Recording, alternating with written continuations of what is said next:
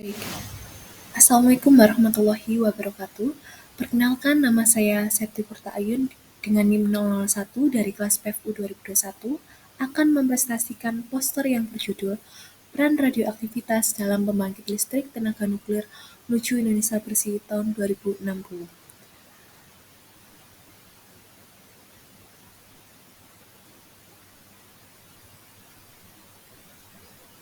Latar belakang dari poster ini berdasarkan hasil dari siaran pers nomor 28/04/SCI/2024, di mana Kementerian Energi dan Sumber Daya Mineral Republik Indonesia menyatakan bahwa tercatat konsumsi listrik per kapita semakin meningkat tiap tahunnya.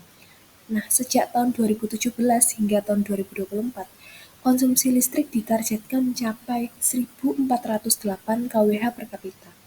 Selain itu, eksploitasi batu bara juga semakin meningkat.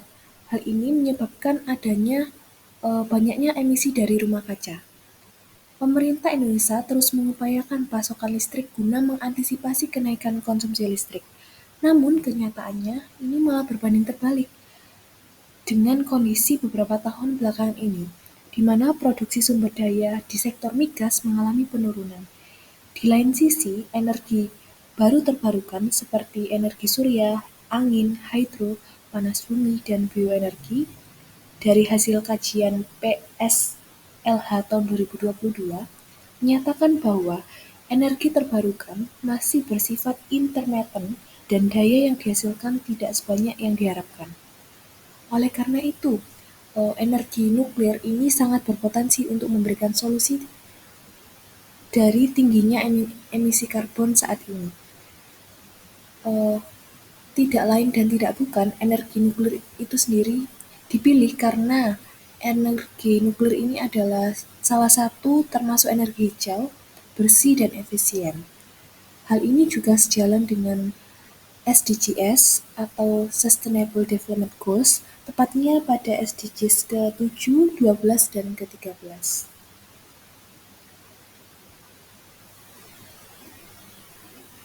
Baik, sebelum saya membahas peran energi nuklir lebih jauh, saya akan menjelaskan terlebih dahulu tentang prinsip dasar radioaktivitas dalam energi nuklir. Seperti yang kita ketahui bahwa peluruan radioaktivitas adalah proses di mana inti atom yang tidak stabil memancarkan partikel untuk mencapai kestabilannya. Contohnya uranium 238 yang dirumuskan sebagai berikut. Uranium 235 dengan nomor atom 92 ditambah dengan neutron yang memiliki nomor massa 1 dan nomor atom 0, kemudian menghasilkan isotop barium 141 dengan nomor atom 56 dan karium 92 dengan nomor atom 36 ditambah 3 neutron dan energi. Tak hanya itu, keunggulan dari energi nuklir ini dipilih dibandingkan dua energi lainnya, yakni energi fosil dan energi terbarukan, yang mana pada energi nuklir itu memiliki 1 kg uranium 235 yang setara dengan 25 ton batu bara. Efisiensi konversi ini mencapai 90%, yang lebih efisien ketimbang energi fosil dan energi terbarukan. Selanjutnya, emisi karbon energi nuklir dan energi terbarukan ini hampir nol, sedangkan energi fosil sangatlah tinggi. Energi nuklir sangat stabil, 24/7, sedangkan energi fosil ini stabil sementara selama bahan bakarnya masih tersedia.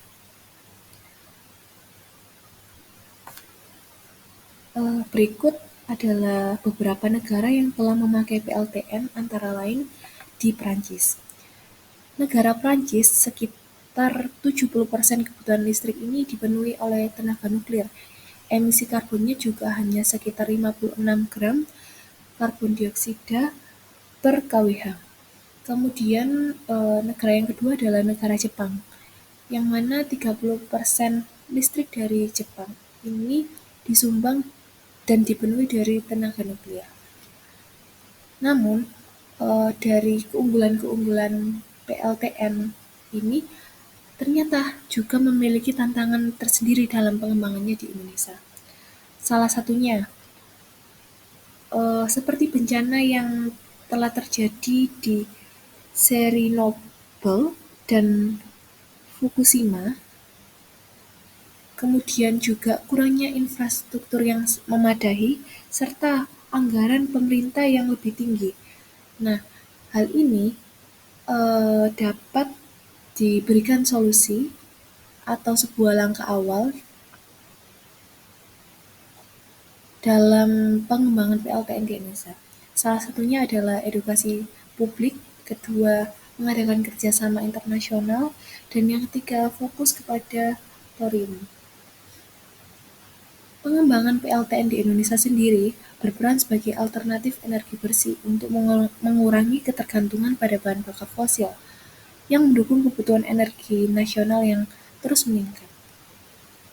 Kemudian, peran dari teknologi dalam pengembangan PLTN dan kelebihannya, yang mana teknologi ini berperan dalam memastikan desain PLTN yang aman dan efisien, serta mengoptimalkan konversi energi nuklir menjadi listrik.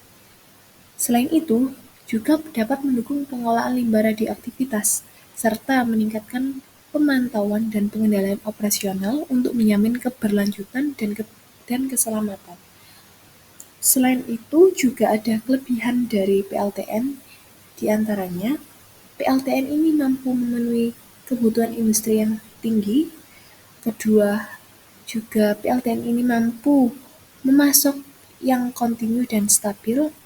Dan yang ketiga, PLTN ini tidak melepaskan emisi ke udara. Selanjutnya ada prinsip dasar radioaktivitas dan dalam energi nuklir. Nah, berikut adalah peta wilayah yang mana di Indonesia ini mampu untuk adanya pengembangan dari PLTN karena pada wilayah-wilayah yang berwarna kuning ini, daerah tersebut itu berpotensi memiliki uranium, dan daerah yang wilayah biru itu merupakan daerah yang memiliki potensi thorium.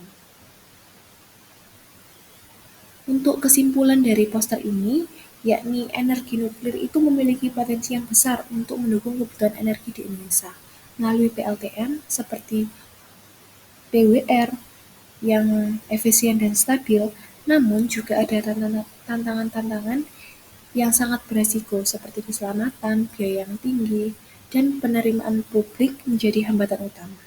Dengan regulasi yang ketat dan pemanfaatan teknologi nuklir di sektor lain, maka pengembangan PLTN ini dapat mendukung ketahanan energi listrik jika dapat terrealisasikan. Mungkin cukup sekian presentasi saya. Kurang lebihnya mohon dimaafkan. Wassalamualaikum warahmatullahi wabarakatuh.